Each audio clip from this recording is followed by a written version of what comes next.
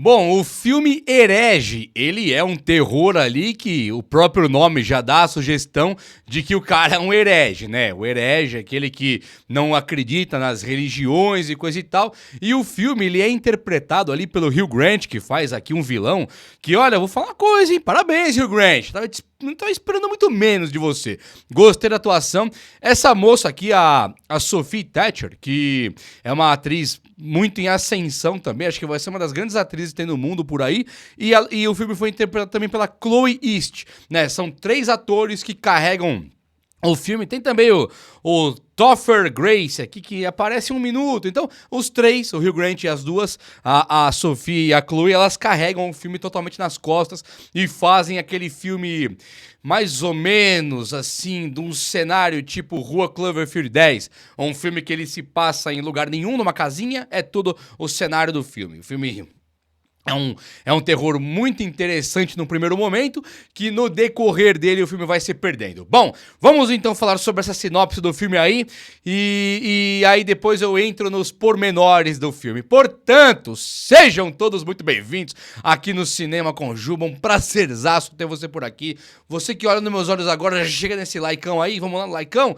Obrigado, tamo junto, se inscreva também aqui no canal, beleza? Então, ó, esse filme aqui do Herege é 2 moças da religião cristã, elas batem a porta ali de um herege para tentar fazer aquele papel do missionário, né? Levar a palavra, levar até o Hugh Grant os ensinamentos, os dogmas cristãos, a igreja que oferece para tentar trazer o cara, converter o cara para a igreja delas. Isso é uma prática bastante comum, né?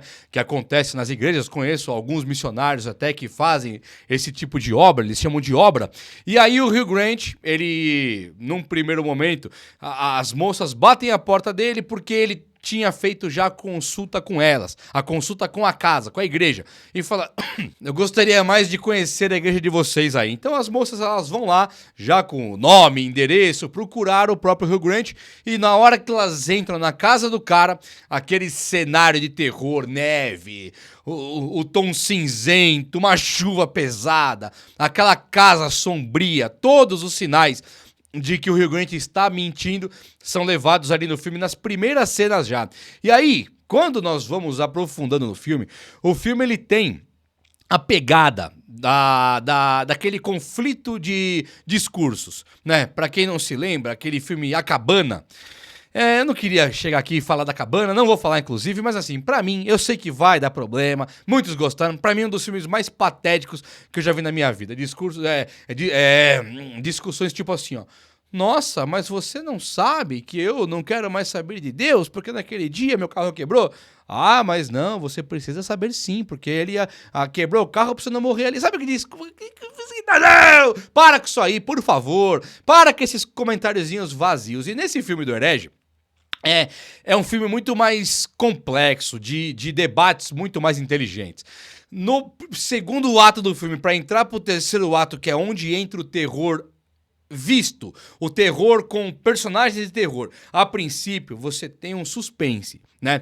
Você tem ali umas conversas que nos leva para um suspense aterrorizante. É um cenário de um cara numa casa que é uma fortaleza, que ele tranca por controle remoto, e tem 2 moças ali, jovens, lindíssimas, nas mãos daquilo que poderia ser um cara, um fiel, tentando encontrar uma religião, ou um psicopata, um serial killer, qualquer tipo de perigo que a sociedade já demonstrou desde que nasceu, desde que existem registros, que a prática do serial killer e do psicopata existe. Então aquilo dá muito medo pelo próprio cenário. Não precisa de nada, é uma torta de maçã, é um toque de campainha, aqui em cima tem um alumínio. O que é isso? Por que tem um alumínio? Aquilo te leva pro medo, te leva pra entender que o cara ele pode cometer atrocidades com aquelas 2 moças. E isso é muito desconfortável, né?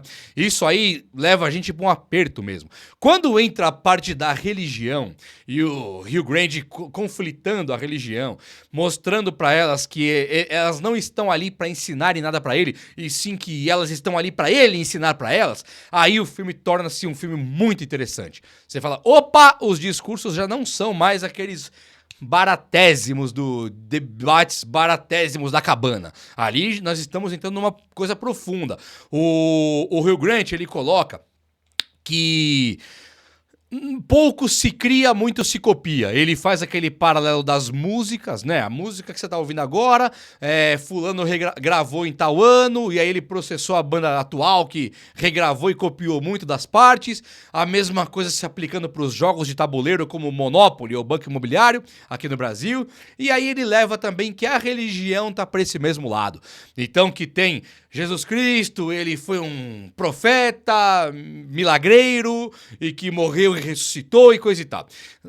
Aí ele mostra, né, vários outros messias de outras religiões, assim, avatares, pessoas grandiosas de outras religiões. Um deles ressuscitou, o outro fazia milagres, o outro andava sobre águas, coisas assim, mostrando que o cristianismo, ele não teve nada de criativo, nada. Ele coloca ali o judaísmo, o cristianismo e também os mormons ali, coloca também os árabes lá, os muçulmanos e tal. Então faz um diálogo não, uma conversa muito interessante. Aquele ponto ali, você falou, o filme é bom, até o momento que o filme tem que entrar com terror.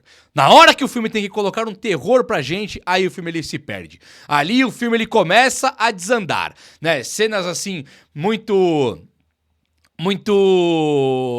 legais na parte do terror, mas por que o Hugh Grant estava impulsionado a levar aquelas moças para casa dele e fazer aquela missão tão pequena, tão minúscula?